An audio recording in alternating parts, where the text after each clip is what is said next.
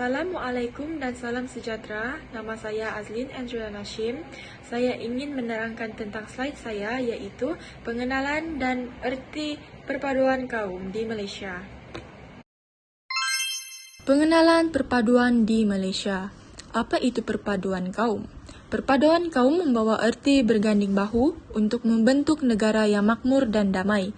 Sesebuah negara yang maju tidak akan wujud tanpa perpaduan kaum. Negara Malaysia telah menghadapi pelbagai cabaran dan rintangan untuk mencapai kemerdekaan. Hasil usaha pemimpin terdahulu yang mewakili setiap kaum dan bangsa di tanah air ini telah berjaya memberi kebebasan daripada penjajahan. Kemerdekaan negara kita adalah hasil daripada kesepakatan kaum di negara kita. Oleh itu, sebagai masyarakat yang berbilang kaum, haruslah bertanggungjawab dalam memastikan kemakmuran dan kesejahteraan negara kita. Sebagai sebuah komuniti Malaysia, kita sering ditekankan mengenai isu perpaduan kaum. Namun, adakah kita tahu isu yang sering dikaitkan mengenai perpaduan kaum di negara kita? Di slide sebelah, saya akan menerangkan satu isu yang sangat berkaitan dengan perpaduan kaum di negara kita. Isu yang akan kami bincangkan berdasarkan topik kami adalah isu Hari Malaysia. Penubuhan Hari Malaysia adalah pada 16 September 1963 sebagai simbolik peringatan penubuhan Persekutuan Malaysia. Hari Malaysia diraikan oleh semua rakyat Malaysia tanpa mengira kaum, budaya dan agama. Hari Malaysia selalunya diraikan dengan upacara perarakan daripada kontijen-kontijen Malaysia yang pelbagai. Hari Malaysia juga menjadi tanda bahawa Malaysia telah mencapai kemerdekaan dengan rakyat yang harmoni dan bersatu padu. Assalamualaikum dan salam sejahtera. Saya Hans Masyita binti Ali bin.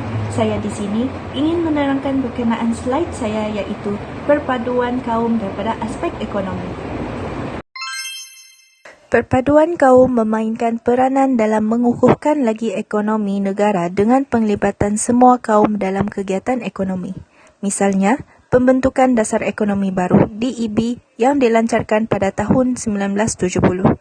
Dasar ekonomi ditubuhkan adalah bertujuan untuk memulihkan ketidakseimbangan sosioekonomi yang wujud antara kaum, antara wilayah dan antara kawasan dalam wilayah yang sama. DEB juga bertujuan membasmi kemiskinan dan menyusun semula masyarakat dengan memberikan peluang kepada rakyat berbilang kaum untuk menikmati kemakmuran negara dengan lebih adil dan saksama. Hai, Assalamualaikum warahmatullahi wabarakatuh dan salam sejahtera. Saya Aujisha Zani binti Saleh. Saya akan menerangkan slide saya, iaitu perpaduan kaum dalam aspek sosial. Perpaduan sosial dalam kepelbagaian dijadikan panduan dalam kehidupan masyarakat Malaysia. Bermula dengan rancangan Malaysia kedua hinggalah rancangan Malaysia seterusnya, kerajaan telah menerapkan elemen pengukuhan dan kesepaduan sosial dalam setiap dasar yang diperkenalkannya.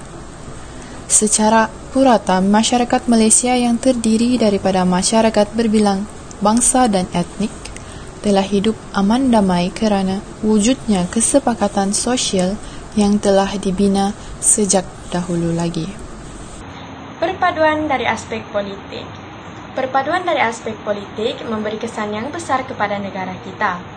Perpaduan politik akan membentuk negara yang harmoni, manakala kepincangan politik pastinya akan menjadikan negara kita kucar-kacir. Pada slide sebelah, saya akan menerangkan sedikit tentang perpaduan dari aspek politik. Seterusnya, perpaduan dari aspek politik. Perpaduan dari aspek politik sangat penting kepada negara bagi memastikan pembinaan negara dilakukan dengan baik. ancaman perpaduan kaum di Malaysia jelas dilihat melalui ideologi politik sama ada daripada parti maupun pemimpin parti politik itu sendiri. Kepincangan politik secara tidak langsung akan menggugat perpaduan masyarakat di Malaysia. Perkauman antara politik pastinya akan memecah belahkan perpaduan masyarakat kita. Namun, keluarga Malaysia yang dipimpin oleh Datuk Seri Ismail Sabri Yaakob tegas mempertahankan kedaulatan dan perpaduan bangsa Malaysia dalam memacu ke arah negara yang maju.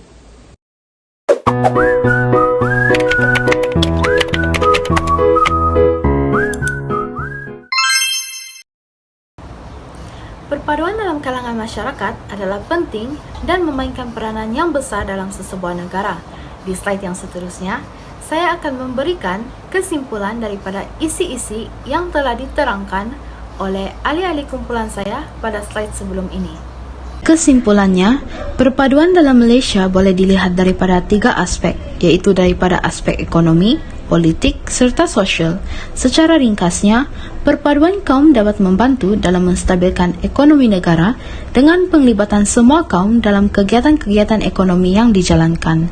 Selain itu, aspek politik serta aspek sosial juga penting untuk mengekalkan perpaduan dalam kalangan masyarakat Malaysia. Antara kepentingan mengekalkan perpaduan dalam kalangan masyarakat Malaysia ialah agar dapat mewujudkan masyarakat dengan suasana yang lebih harmoni. Selain itu juga dapat meningkatkan imej negara di mata dunia serta menarik minat para pelancong untuk melancong ke negara Malaysia. Dan akhir sekali, memupuk semangat bekerjasama dan nilai toleransi dalam kalangan masyarakat yang tinggal dalam negara Malaysia.